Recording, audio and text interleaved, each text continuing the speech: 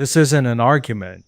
It's a slow look at how something simple became complicated.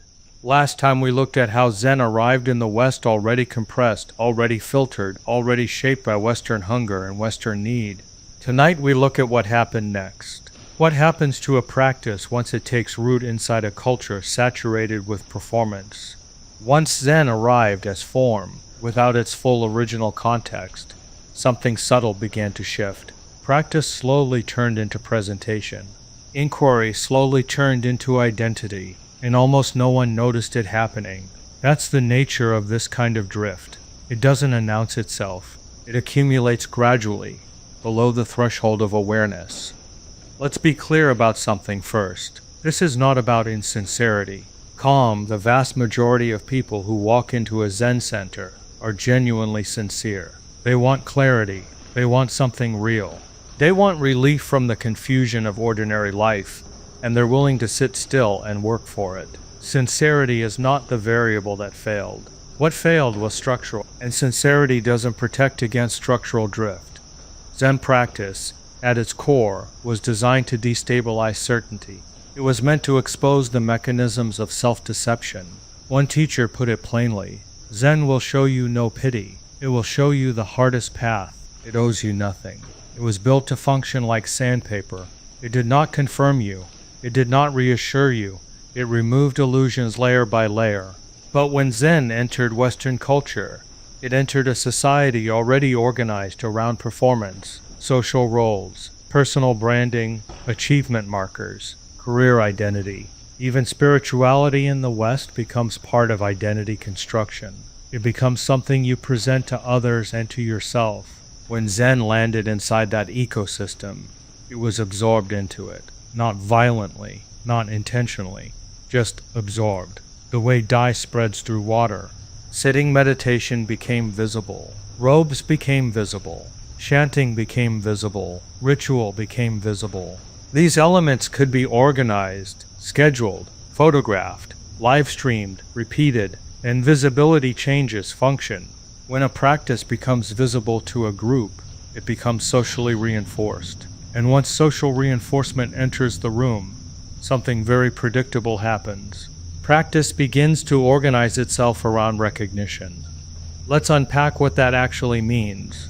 Because performance here doesn't mean putting on a show. It doesn't mean insincerity. Performance, in the structural sense, means behavior that is stabilized by group recognition. When you sit in a room with others, there is an unspoken agreement about how sitting looks. Still posture, controlled breathing, composed expression, calm, the correct degree of seriousness on the face. Over time, the body learns how to perform stillness, not fake stillness, genuine physical quietude, but quietude that is now shaped partly by what the environment rewards. The mind learns how to perform seriousness. The face learns how to signal depth. The group begins, without anyone planning it, to recognize certain behaviors as advanced, certain speech patterns as insightful, certain emotional tones as markers of maturity. These cues are subtle, but they are powerful, and without anyone intending it, a hierarchy of presentation begins to form. And here's the thing about hierarchies of presentation. They self-reinforce. They reward more of what the hierarchy already values. They punish, gently, socially, invisibly, what the hierarchy doesn't recognize.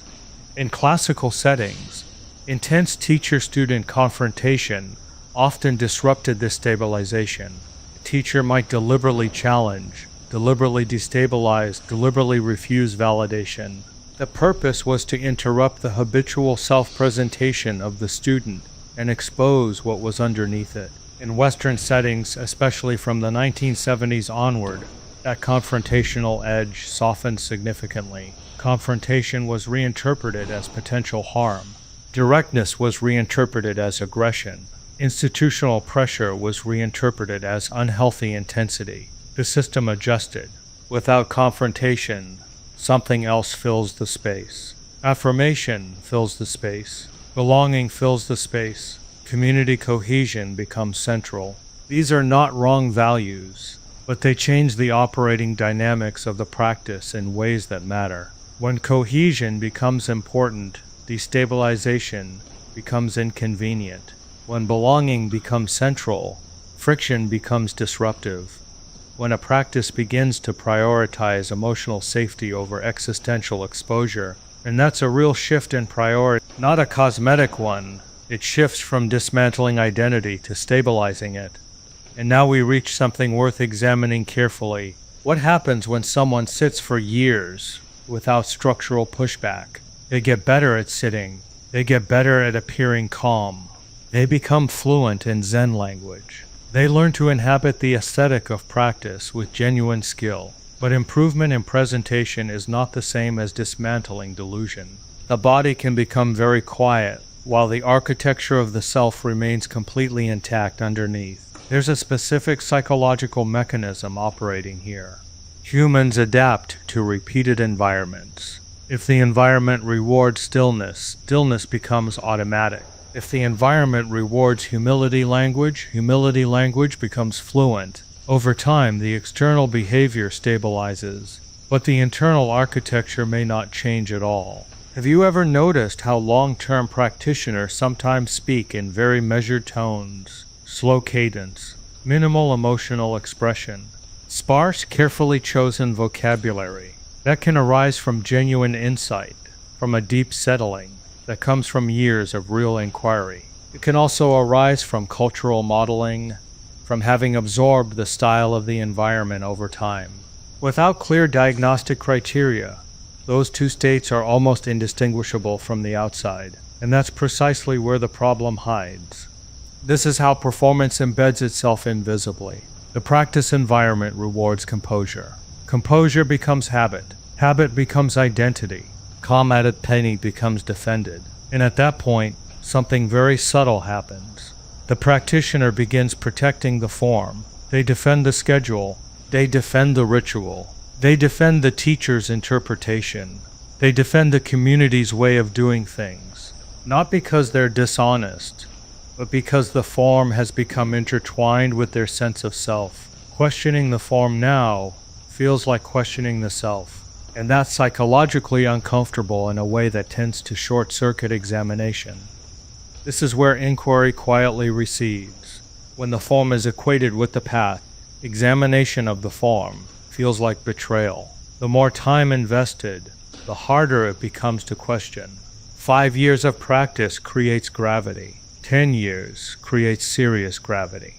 20 years creates a structure that is extremely resistant to examination, not because the person is dishonest, but because the psychological investment is real. And here's something most people don't want to examine. Many Western Zen centers have very few mechanisms for detecting self-deception. There are no external performance metrics, no doctrinal examinations with actual rigor, no systematic stress tests that would expose whether foundational assumptions are actually being questioned. Progress is often self-reported or socially inferred from how someone presents themselves in the community. That environment is fertile ground for what you might call performative stabilization. The person seems to be practicing deeply. The community recognizes their apparent depth. Calm but person receives that recognition, and it reinforces the behavior. The loop closes and repeats indefinitely. It is entirely possible to sit for 20 years and never have one foundational assumption actually dismantled. It is entirely possible to feel peaceful, genuinely peaceful, and remain structurally confused at a deep level. It is entirely possible to be admired in a community and still be deeply attached to the very identity, because practice without friction becomes choreography. Repetition without challenge becomes ritual, and ritual without diagnostic clarity becomes theater. That's not mockery. Theater can be beautiful. Ritual can be genuinely meaningful. Community can be nourishing in real ways. But Zen was not originally built to nourish identity. It was built to dissolve it. And those are different projects with different requirements. When practice becomes performance, something specific disappears. Failure disappears. True Zen practice produces failure. It exposes contradiction in the practitioner. It reveals attachment in uncomfortable and specific ways. It disrupts self-image at the level where self-image actually operates. Performance avoids visible failure. Performance smooths rough edges. Performance stabilizes the presentation. Here's a question worth sitting with quietly. When was the last time your practice genuinely cornered you? When was the last time something in your training forced you to admit that a foundational assumption, if the answer is rarely, then something structural is operating, a practice that never fails you? It entered a performance-driven culture. It lost its institutional friction. It adapted to psychological safety norms. It became visible and socially reinforced. And over time, the visible behaviors stabilized more reliably than internal transformation. The forms survived beautifully. Function became harder to detect. When practice becomes presentation, something subtle goes quiet, and that silence is where confusion hides.